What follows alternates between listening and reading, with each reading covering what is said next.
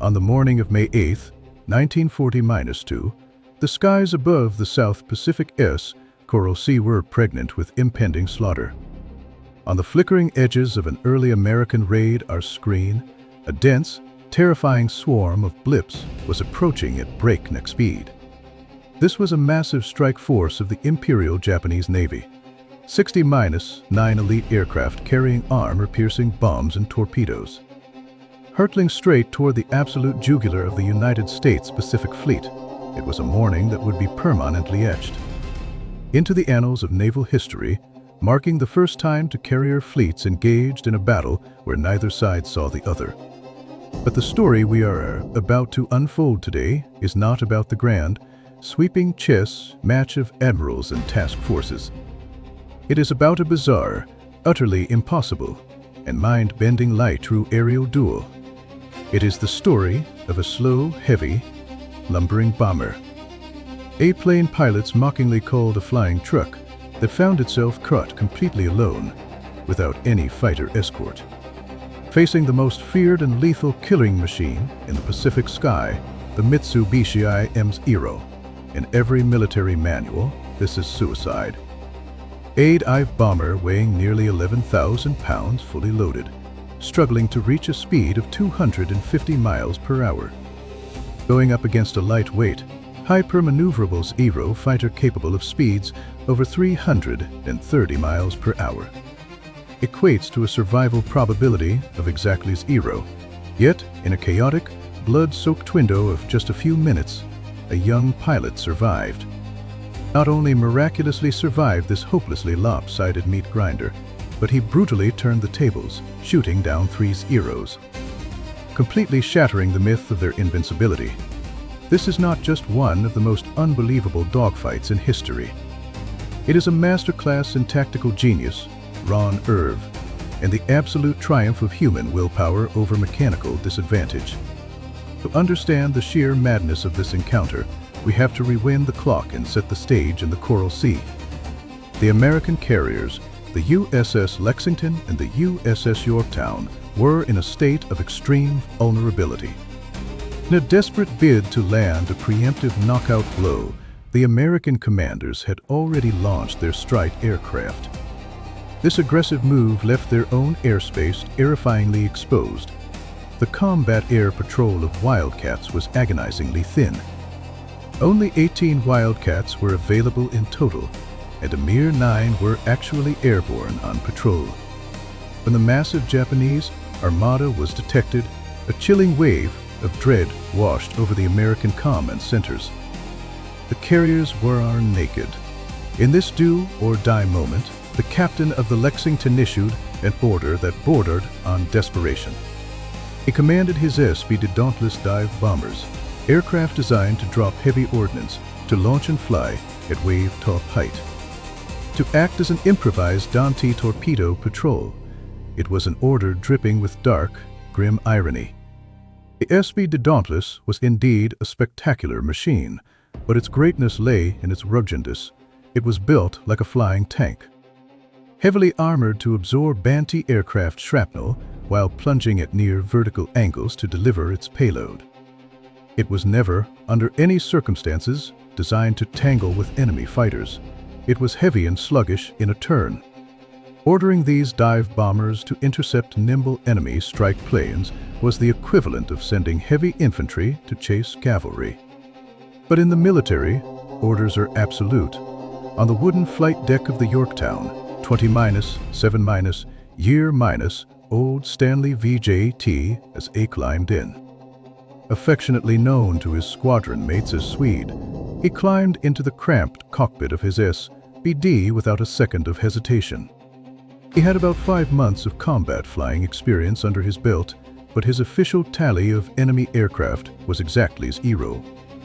At 7:30 in the morning, Vejtasa shoved his throttle forward, leading a small, vulnerable flight of 4 SBDs off the deck. Tasked with establishing a low-altitude defensive perimeter around the fleet, the smell of aviation fuel and salt spray filled his cockpit. Hours passed in tense, nerve-shredding anticipation. Then, at 10:50-5 a.m., The radio crackled with frantic, screaming alerts. The Japanese strike force had arrived. Vejtasa gripped his flight stick, his eyes frantically scanning the horizon. Suddenly, breaking through the scattered clouds, he witnessed a scene straight out of a nightmare.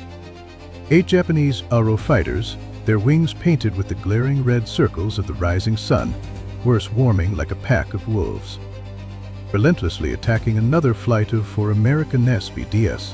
We must pause here to appreciate the terrifying nature of the demon. In the spring of 1940-2, the Mitsubishi A6M Zero was not just an airplane, it was the Grim Reaper of the Pacific. Its brilliant designer, Jiro Horikoshi, had fanatically pursued maximum range and supreme maneuverability. The Zero had no heavy armor plating to protect its pilot. It lacked self-sealing fuel tanks. It was essentially a flying tinderbox wrapped in a razor-thin layer of aluminum alloy. But this total sacrifice of defensive protection gave it a ghostly, supernatural agility. Its climb rate induced despair in allied pilots. Its turning radius defied the laws of aerodynamics. And its wings bristled with to 7 points 7mm machine guns and to 20mm cannons. In the early days of the war, whether you were flying a Spitfire or a P-40, getting into a turning fight meant death. And now, Vejtasa, sitting in his lumbering, heavily armored dive bomber, had just caught their attention. The Japanese fighter pilots instantly spotted Vejtasa's slow-moving formation. Smelling fresh blood, they abandoned their targets. They banked sharply, diving toward these for seemingly defenseless SBDs.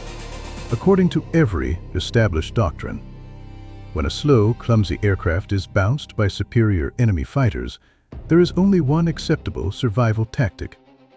Push the nose down, dive for the deck, build up as much speed as gravity will allow, and pray you can disappear. You never look back, and you never, ever try to fight, because you cannot outturn a Zero. But Stanley Vejtasa did not run. In a heart-stopping moment fueled by pure adrenaline and cold, calculated instinct, the young lieutenant executed a maneuver that left the veteran Japanese pilots utterly bewildered. Instead of pushing his nose down to flee, Vejtasa hauled back violently on the control stick and kicked his rudder, and turned his bulky bomber directly into the teeth of the enemy formation. He was charging straight at them. Behind this seemingly suicidal action lay a profound, razor-sharp understanding of combat geometry. In a dogfight, if a faster enemy dives on your tail end, you try to run, you expose your maximum surface area. This creates a high percentage deflection shot, allowing the enemy to easily lead you into their gun sight. But if you do the exact opposite, if you aggressively turn your nose toward the incoming attacker, the entire physical reality of the engagement flips upside down. Imagine 2 cars speeding toward each other. Their relative speed is multiplied. The SBD was cruising at roughly 250 miles per hour. The Zero was diving at well over 300. As they charged head-on, their closing speed exceeded 500. In this terrifying, high-velocity joust, the window to actually aim and shoot is compressed to a fraction of a second. The enemy pilot has to perfectly line up his shot, fire, and violently pull away to avoid a collision.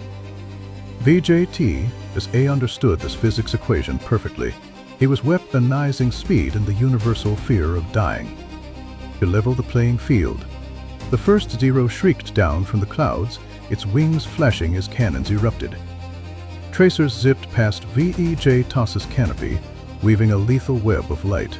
Vejtasa clenched his jaw, ignoring the fire. Keeping his eyes entirely locked on his illuminated reflector sight, the SBD might have been a flying truck. But mounted right in its nose, synchronized to fire through the propeller, were 2 heavy 50 caliber machine guns. In the absolute final millisecond before their noses met, Vejtasa squeezed the trigger. A thunderous torrent of armor-piercing incendiary rounds tore through the sky. The Zero's fatal flaw, its complete lack of armor was brutally exposed. The heavy American bullets easily punched through the thin aluminum skin and found the unarmored, highly volatile fuel tanks. With a blinding flash and a concussive roar, the invincible Japanese fighter disintegrated into a massive fireball, tumbling end over end into the dark, freezing waters of the Coral Sea. First blood. A sluggish dive bomber had just vaporized a mythical Zero in a head-on pass. But there was no time to celebrate. The remaining Japanese pilots were completely enraged. Their elite tactics had been insulted by a pilot flying a mud mover. A6M Zero initiated a lethal, slashing attack. Screaming like a banshee, it whipped around from a different angle. In the back seat, the rear gunner fired. In the back seat of the SBD, Vejtasa's rear gunner was firing his twin .3's Caliber machine guns frantically, trying to keep the other fighters at bay, relying on raw muscle memory and an iron grip on his controls. Vejta, as A threw his bomber into another violent, agonizing turn, the massive G-forces crushed him into his seat. The edges of his vision beginning to gray out, but the rugged airframe of the SBD groaned and held together. Incredibly, the heavy nose swung around just in time to face the second Zero in another terrifying game of chicken. The sky had become a chaotic, three-dimensional slaughterhouse. The pilot of the second Zero was a seasoned veteran. As he hurtled toward the American bomber, he executed rapid, tiny barrel rolls, making his aircraft a difficult target. But Vejta, as A possessed the ice-cold nervous system of a born killer, he did not flinch. He absorbed hits from the Zero's 7.7mm machine guns, feeling the bullets thud into his armor, keeping his Crusherus dead center on the enemy's engine cowling. 50 yards, 30 yards, 10 yards. The heavy Brownings roared to life once more. Vejtasa's burst was perfectly placed, drilling straight into the radial engine. The power plant catastrophically seized, instantly vomiting a spray of black oil and jagged metal shrapnel across the sky. Instantly robbed of its power, the Japanese fighter violently snapped, rolled, stalled, and plunged into the ocean. To confirmed kills. If the first one was dismissed as a lucky shot, the second was a brutal demonstration of absolute tactical dominance. But the nightmare was far from over. The SBD was now bleeding. The wings and fuselage were riddled with jagged bullet holes. Control cables were snapping. The engine was screaming in mechanical agony from being pushed far beyond its redline limits. Ammunition was running dangerously low, and through the smoke, a third Zero was closing in. Flying with a terrifying, absolute determination, this third Japanese pilot had abandoned all pretense of tactical finesse. Perhaps driven mad by the sight of his burning wingman, or consumed by the warrior code of Bushido. He jammed his throttle to the firewall and initiated a flat-out, suicidal ramming attack. He wasn't adjusting his aim. He was going to use his aircraft as a missile to take the American down. This was no longer a dogfight. It was an apocalyptic staring contest at 10,000 feet. Whoever blinked first would die. The two metal beasts roared toward each other, their propellers chewing through the air, creating a turbulent vortex between them. Through his cracked, oil-streaked windshield, Vejta, as A could see. The crazed, wide-eyed stare of the Japanese pilot behind his goggles. They were too close to aim. Too close to fire. It was a pure collision of steel and soul. At the very last conceivable microsecond, right when a head-on crash seemed unavoidable, the Japanese pilot's survival instinct overrode his rage. He violently yanked his control stick back. At that extreme relative speed, the incredibly fragile airframe of the Zero was subjected to a sudden G-load. As the Zero practically scraped the paint off his canopy, then an unbelievable spectacle unfolded. The Zero, pulling up in a desperate arc, simply could not handle the stress. With a sickening, high-pitched screech of tearing metal, Both of the Zero's wings snapped clean off. The aircraft instantly blew apart mid-air, raining down toward the ocean like scattered, burning confetti. A third's arrow had been destroyed, not by bullets, but by being forced into a fatal aerodynamic failure. The epic, unbelievable dogfight ended with a total American victory. VJT as A sat in his shattered cockpit.